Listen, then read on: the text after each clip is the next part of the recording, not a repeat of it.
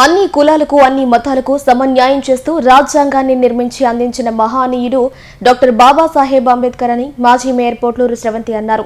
అంబేద్కర్ జయంతి సందర్భంగా ఆమె విఆర్సీ సెంటర్లోని అంబేద్కర్ విగ్రహానికి పూలమాలలు వేసి నివాళులు అర్పించారు.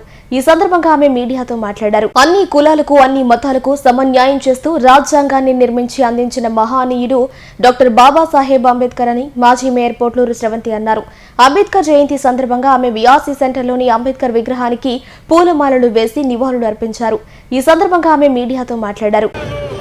బాబాసాహెబ్ అంబేద్కర్ గారి జయంతి సందర్భంగా విఆర్సీ సెంటర్లో ఉన్నటువంటి విగ్రహానికి పూలమాల వేసి ఘన నివాళిని అర్పించడం జరిగింది. ఈరోజు అన్ని కులాలకు అన్ని మతాలకు సమన్వయం చేస్తూ రాజ్యాంగాన్ని నిర్మించి అందించినటువంటి మహనీయుడు బాబాసాహెబ్ అంబేద్కర్ గారు.